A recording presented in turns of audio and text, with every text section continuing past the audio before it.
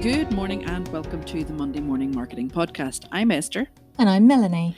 And today we're talking about how to use and set up Google My Business. Do you have it already? Well, I do. Yeah, but me I've too. had it a while. But in fairness, Google My Business would be one of the first places that I would have gone to way back when. But it wasn't called Google My Business then. It was called Google Plus. So it is all one and the same thing, because I was thinking Yes. that, Google Plus used to exist and lots of businesses used to be on it and it was great for certain people. But it then just disappeared. So this has taken its place then. It really has. And the reason why it disappeared, unfortunately, is because an awful lot of identifying information was lost by Google, bless their little cotton socks.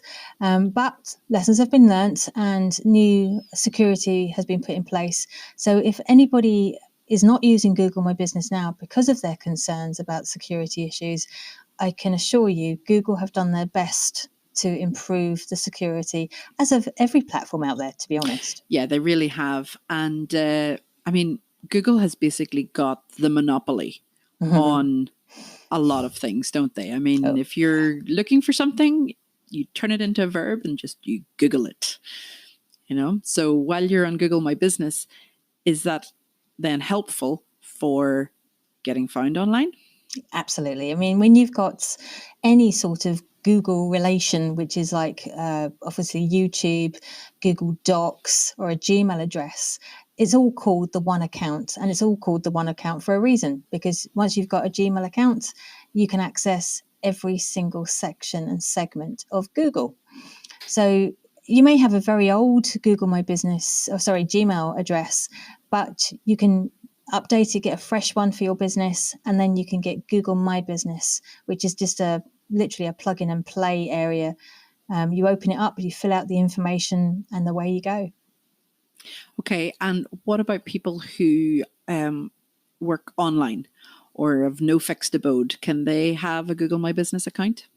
Actually, you can now. Now, it was originally for people who had bricks and mortar addresses, but now you can have a general area. You don't have to give your door number or house name, let's say. So you can actually have like a general area, and it will help you get found in local searches. Oh, that's good, because, well, in our case, we're in two different countries, so we may need to set up two different ones. What about then whenever you set it up, what do they ask you for? Oh, well, when you originally set up if you would like to have a map, but you don't have to have a map. But if you do have a map, you then get sent a verifying postcard from Google. So it takes sometimes 2 to 3 weeks to arrive. And that's to assure that whoever's confirming that address or location, general location, can be found. Because I could set up an account in your name if I wanted to, and I could say it was at your address. But if you receive a card and you don't know anything about it, this is the best way to secure, me setting up the business. Yeah, and that's very helpful too. That then people can't steal your information and can't say that their business is at your address whenever they can't get it verified. Whole point, yeah. So what do you add to the Google My Business? What's the point of? Is it like another social media platform? Do you add posts and photographs and images and writing? What do you create there? You were listing that directly off my blog post, weren't you? No, I wasn't. Yes. Although Melanie does have a blog post written all about this, and it has a lovely tiger on it. Not that I would know. I'm not looking at it right now. Oh, no, that's funny. No, quite truthfully, you can have all of that on there. Images obviously do well on every social media platform. It's eye-catching. It gets found in searches. And if you can create blog posts, ideal. But you don't have to do blog posts on every social media platform. It would be easier if you did, though. And the only reason why is because Google My Business is a fabulous platform for search engine optimization. And if you can attach lovely images or videos, let's say, it means it helps people stop in their tracks when they're doing a Google search.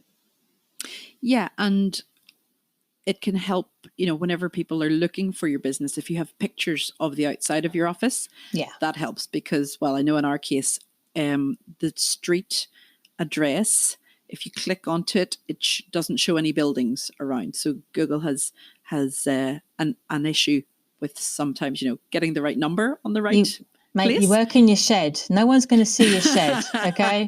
We've had this conversation before. My shed is actually visible from the street because we have lots of lights outside it. So, you're just jealous of my shed. I am. But like I was saying, if somebody was to come and try and find us, they would literally be in the middle of a field because the little point, the little dot that they put on it, the little pin, that's the name, the little pin that they put down for our address is not at the right place. So having pictures of the outside to show people is also useful, but also being able to move the pin is very, very useful as well. Now, you can move the pin on Facebook, and they use maps as well, but they're Google Maps as well. And that can actually aid you being found better when people traverse through your Google My Business account online. But it's not just an area where you can get search engine optimization. It's also a really, really good place to get reviews.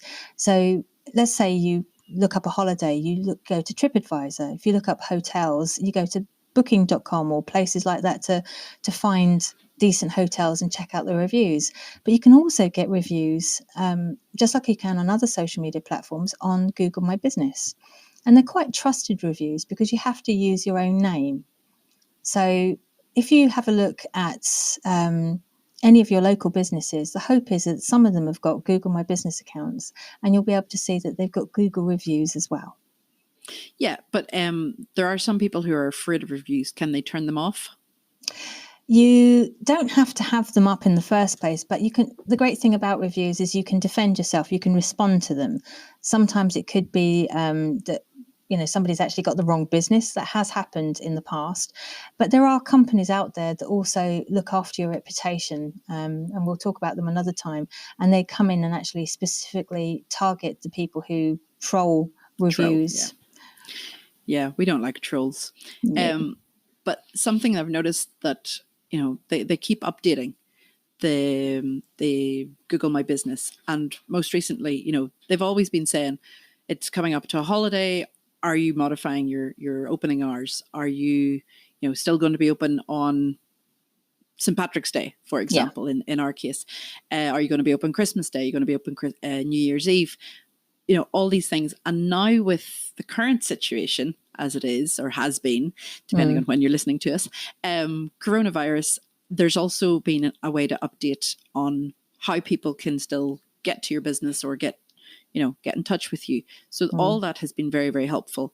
Well, yes and no. I'm going to critique Google here a little bit, because if you haven't been using your Google My Business account and you had a Google My Business account in the first place, Google, in their infinite wisdom, for some reason, told everybody on their Google My Business accounts, well, you haven't posted for a while, so you must be temporarily closed.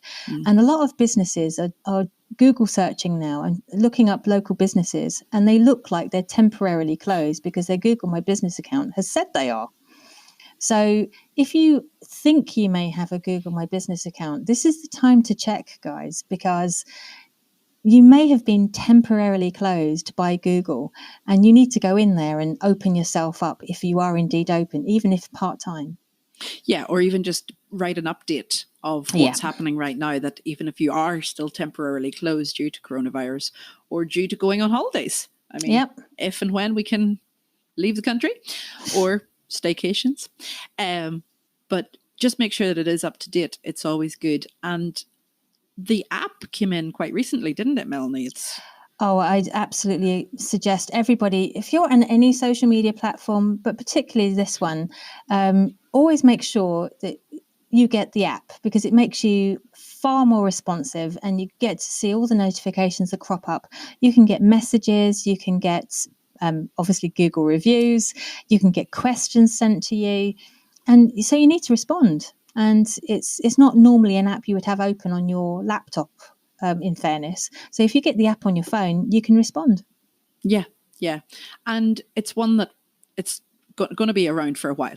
It's I would not have thought going so. anywhere. It's No. not going anywhere. It's a Google product. This isn't going anywhere, short of Well, making we said the same another mistake. about Google Plus.